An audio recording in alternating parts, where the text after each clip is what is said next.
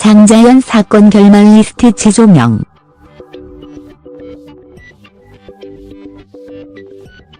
장자연 리스트가 다시금 재조명을 받을 가능성이 있는 것 같습니다.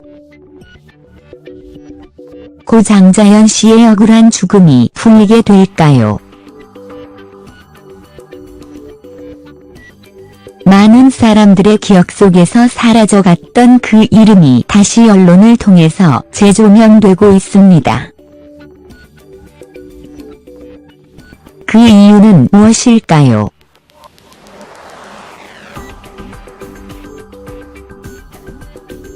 장자연 리스트 재조사 방침에 대한 검찰 과거사 위원회 내 고려가 언론에 알려졌기 때문입니다. 이에 수많은 언론들은 다시 고 장자연 씨에게 주목을 하고 있는데요. 장자연 사건이 도대체 무엇이기에 이렇게 벌써부터 논란이 되고 있는 것일까요? 장자연 사건 결말에 대해서 간단히 알아보도록 합시다.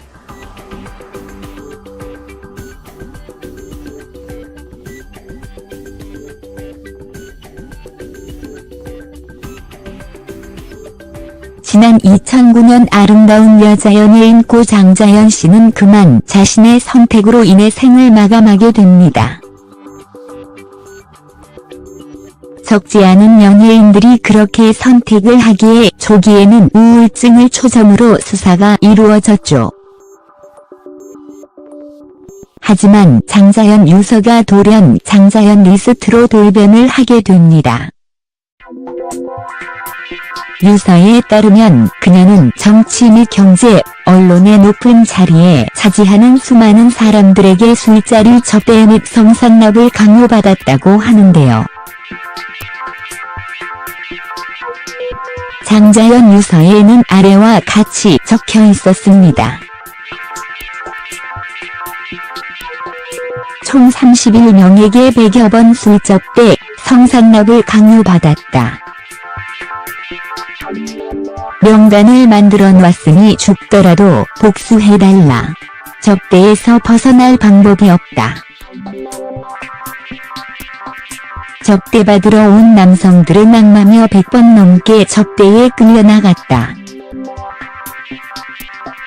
이와 같이 유서에 수많은 이름이 나열이 되어 있었습니다. 그래서 많은 사람들의 초점이 연예인이 아닌 리스트에 주목을 하게 됩니다. 하지만 이 31명 중 단 한 명이라도 처벌을 받았을까요? 아쉽게도 장자연 사건 결말은 허무하게도 가해자가 없이 끝이 나게 됩니다. 피해자는 죽고 가해자는 없는 이상한 사건이었는데요. 장자연 리스트에 있었던 10여 명은 모두 무혐의 처리가 되었으며 술자리 접대 등을 강요했던 기획사 대표와 매니저만 처벌을 받았죠.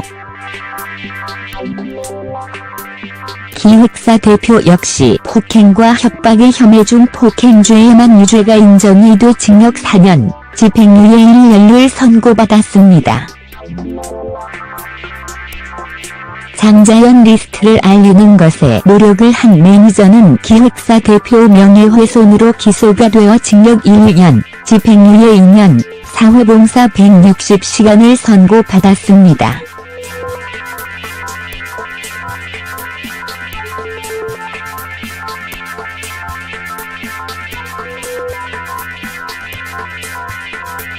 즉 가해자 측인 대표는 집행유예 1년, 이를 밝힌 매니저는 집행유예 2년을 받게 된 것이죠. 이렇게 장자연 사건 결말이 나게 되자 수많은 사람들이 검찰을 비난하게 됩니다. 하지만 곧 수많은 사람들의 기억 속에 장자연 사건은 잊혀지게 되죠. 그리고 우리는 그렇게 또 삶을 살아왔습니다.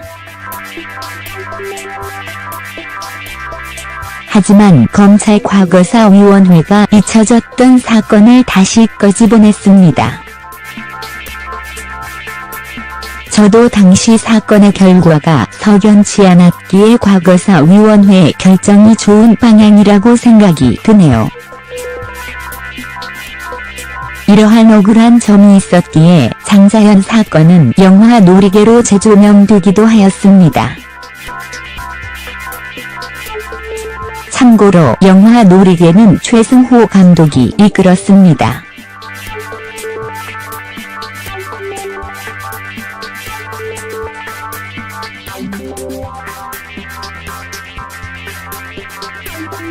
한편 장자연 리스트와 신동빈 회장의 관련성에 대한 의문도 인터넷상에 있는 듯 보이는데요. 장자연 리스트 신동빈은 직접적인 연관은 없습니다. 다만 장자연이 롯데제과 CF를 통해서 데뷔를 했기에 이러한 말들이 무성한 것 같은데요. 현재로선 롯데 신동빈 회장과는 아무런 연관이 없다는 점 알아두셨으면 하네요.